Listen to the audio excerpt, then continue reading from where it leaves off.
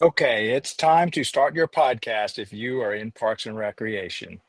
Um, I'm on a mission to encourage and help as many cities as possible start their own podcasts for their city, just to let people know in their city what's going on. Y'all have kind of seen me if you paid attention over the last couple of weeks, the different ups and downs as far as the technical side of getting things going. And the best thing I can tell you guys is just start. Just go live each day, just like I'm doing. It doesn't have to be at the perfect location. I'm on somebody's porch right now. I just have my Mac, and these earbuds are my speakers, my microphone, and my headset. Doesn't need to be complicated. And just start by saying, hey, here's what we got going on. Just look at your city's calendar of events you have, things you offer to your city. I had a great interview yesterday, and I'm going to post it as soon as I'm done with this one here, with Cameron Levis. And he's over in Bowling Green, Kentucky. And he had another girl. I cannot believe I can't remember her name. She came on the last minute, but you can see in the show she's in charge of me. 25-year-old girl, was hired by the city of Bowling Green to be in charge of social media outreach. And it's not just for Parks and Rec, though. It's for the city police, the fire department, the mayor's office, um, and Parks and Rec. And they just do, I think, 3 or 4 a month podcasts. I do encourage y'all to try to go every day. Just go live at the same time every day. If you're a Park and Rec director, that's fine. You're qualified. It's meet your people. Tell your people what's going on. Tell your people what you're doing. Remember, these are the same people that you will be reaching out to for funding, for assistance, for employment, right? Social media is a great place to say, hey, the park system is hiring grass cutters for the summer. The park system needs teenagers to work the booths, the concession stands. We are looking for lifeguards. Pools open up from this time to this time. You can talk about a baseball tournament that y'all might have. And and this is a way for you to just be in touch with your city. It's so easy. You can literally just give a 10-minute update, a 20-minute update about everything that goes on in your city. And before you know it, I promise you this, you will have a nice following, almost like a news channel. I am of the age that I remember my grandmother sitting down watching Channel 9 News every day at 5 o'clock just to get the weather, what happened, from the police standpoint, and there were some happy, good things going on.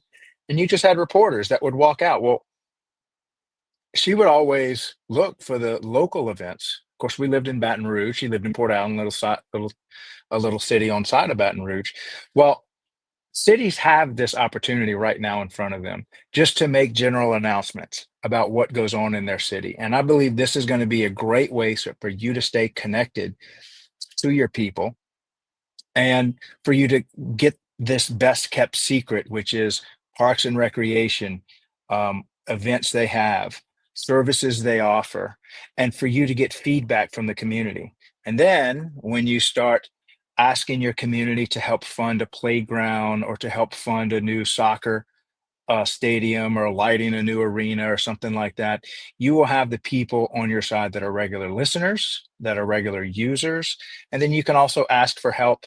And as I said before, this was a great example, um, for hiring purposes. I know the Parks and Rec actually was the first and only job I've ever had in my life. Was I cut grass for Parks and Recreation, and that's kind of when I was, gosh, I think I was 16 at the time. Not even sure it was legal for me to be on one of these big Gravely lawnmowers. But anyway, this was my first job, summer job, and a lot of people's first employment is with Parks and Recreation, working concession stand, being a lifeguard, cutting grass. And these are your future potential superintendents, park and rec directors, coaches, that start off with just working a concession stand or being a lifeguard. So I think the more you can stay in touch with these people on a daily basis, just get into the rhythm of their life where you're showing up every day, 8 a.m., doing a little thing like this where you're just sending out a recording. It can be something as simple as, hey, this is Craig, Park and Rec Director of ABC or uh, Georgetown, wherever, Alabama. Just wanted to let you people know that that swimming pools open up this week for the summer, and we're looking for lifeguards. If you or anyone you know might have a teenager that would like to be a lifeguard, and you can just let the city know your needs. Let the city know that you're having a fair. Let the city know that you're looking to raise money for the elderly community services that y'all have. And this is a great way for you to be in control of the message that gets out. Um, you can create your own news channel for your own city, literally by just pressing record with your iPhone. And and don't worry about how great or terrible or it is. It's going to be somewhere in between that, right? So I think again a great opportunity for you to be in touch with your citizens. One thing Cameron brought up yesterday, which I love, it gave him a chance to brag on his people. And what does he mean by that? He was able to highlight workers. I think one of them, they have these, you're going to love this story. They have these goats that work for the city and they maintain, if I'm not mistaken, the graveyard. And the guy that keeps the goats, he said, they're my best employees. They never complain. They always show up to work. We joked about them always being on lunch break, and lunch break was their job because their job is to eat the grass, and they do such a great job. Um, and so he was able to highlight the man that did that, the goats. Um, People would come and see them and such. And so it's a way for you to really just highlight what Park and Recs do as unsung heroes, whether it's just groundkeepers or swimming coaches or events like a fair event that y'all have in the city or a farmer's market. And then you can even take it live on the street. So if you're a Park and Rec director, how many of you, as a Park and Rec director, attend just to be part of the community and show face, attend your big sporting events that you have, or attend your farmers market that you may have in the city. And so imagine if you are just accustomed to going daily live. You're just as a director, you've just gotten so comfortable. You've got like 60 of these under your belt because 5 days a week, you're just given a 10-minute update straight from the Parks and Rec director cell phone. Here attending the sporting event that we have at our beautiful facility that you help fund for sports tourism. Please come out, grab a hot dog at the concession stands, and come watch Little League play ball, or at the farmers market.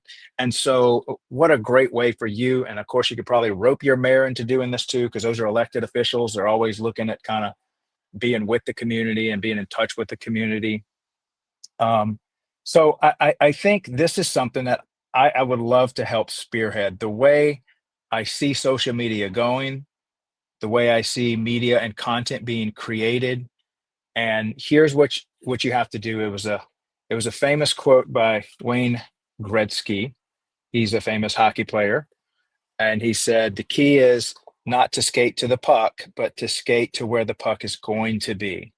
Okay. And I believe that people are consuming content to a greater degree in communities, in topics that they really latch onto, and in their local community. So there is no better local community than the land that they reside on and the park systems that operate all the facilities. Most of the major events are coming through their parks department. What a great place to get an update on your city. What a great place to hire from. Um, but your podcast. And when I say podcast, it literally can just be this right here. Get a laptop, get a cell phone. You probably already have these things. You probably already everybody has these things here. You're equipped to do it. Don't worry about the lighting. Don't worry about the sound. These things do good enough job. Um, I have spent a decent amount of money to upgrade my camera and my speaker, and it's not that much better. If anything, I would say this way it looks more authentic, right?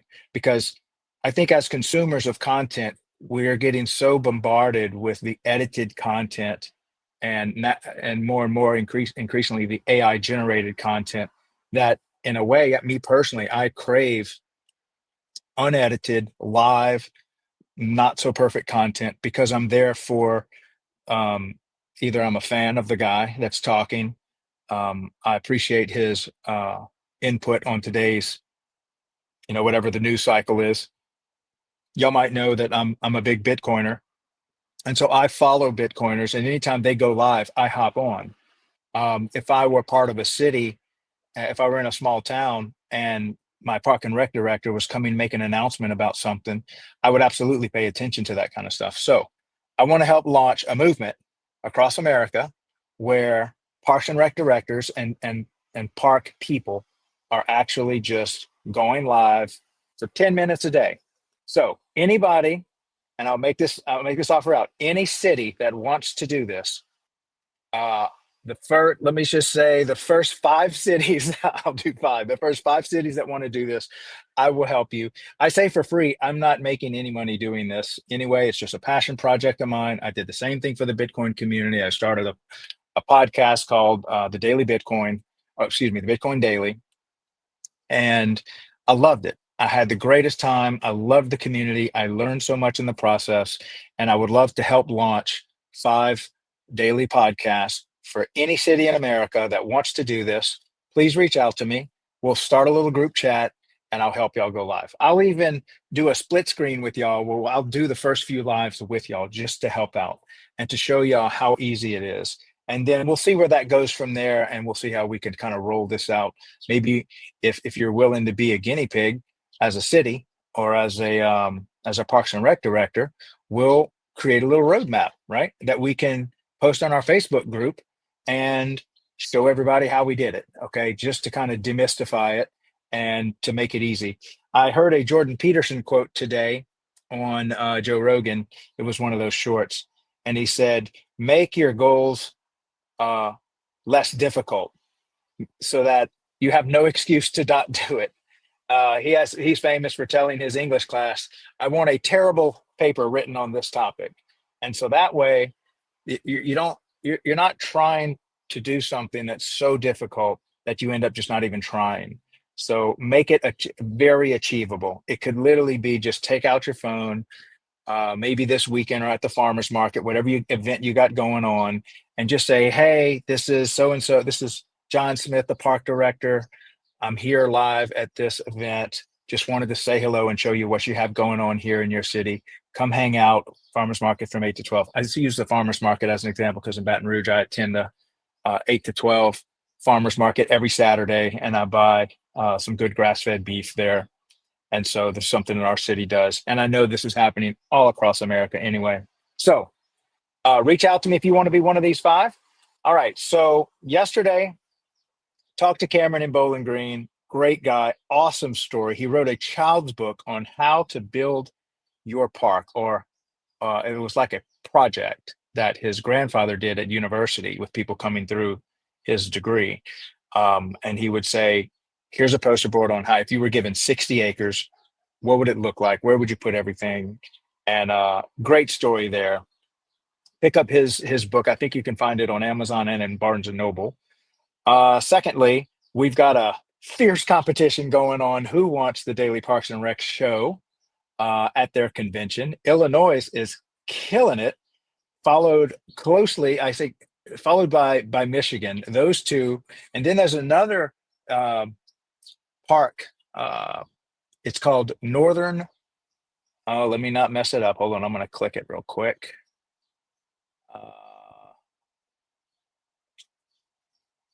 All right. Well, sorry, having a little glitch. There we go. All right, it's called the Northern New England Rec and Park Society, I believe. And it's where a few states are getting together. They have 18 votes. They're in third place. Um, Michigan has 30 votes in second place, and Illinois has 54 votes, up to 126 votes so far. They've got a few that I've probably about another 20 that I need to count this morning.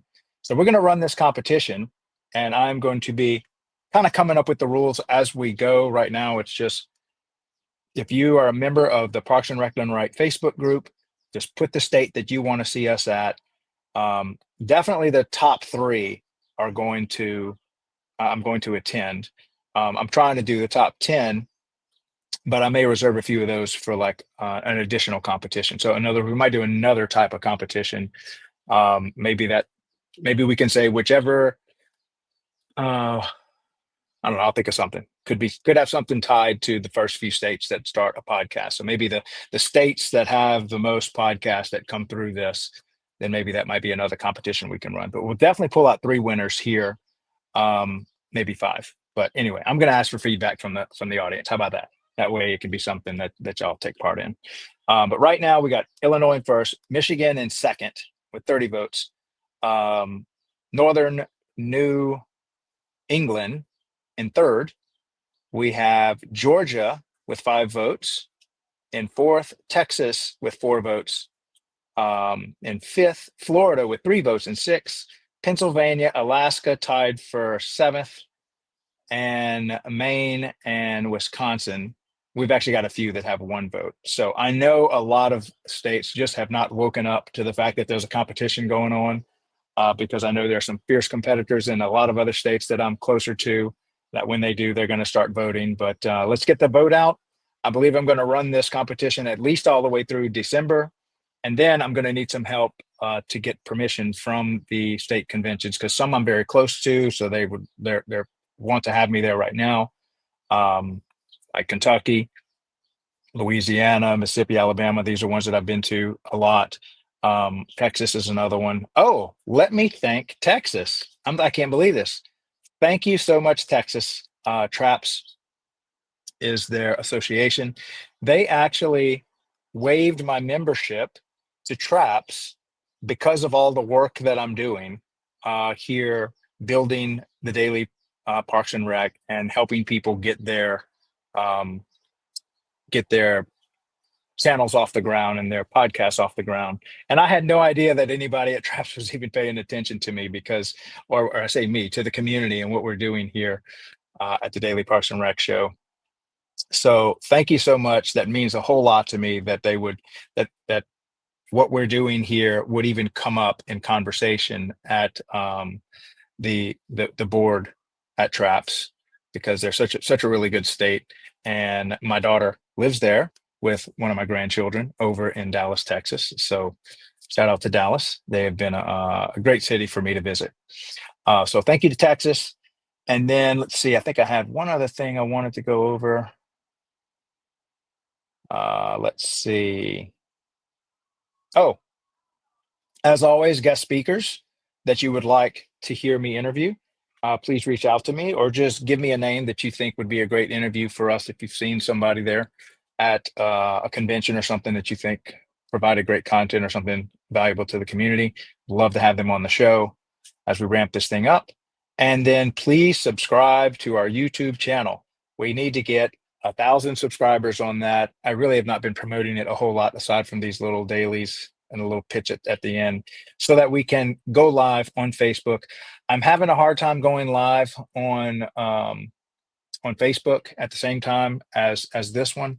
So you will be able to see this show every day live, 12 noon Eastern, on my personal LinkedIn and Facebook and the X account. So right now, the X, formerly known as Twitter, is the only account that's actually labeled the Daily Parks and Rec Show that allows us to go live right now. Aside from that, we're having hardware time connecting our softwares, but I promise I'll figure it all out so that by the time I'm helping some of you launch y'all's, we will know all little tricks and hacks and shortcuts to be able to achieve all this. So appreciate y'all's time. Thank y'all so much for everything you do in the Parks and Rec community. And if you are on my channel, I know I have like 5,000 roughly subscribers or followers on X.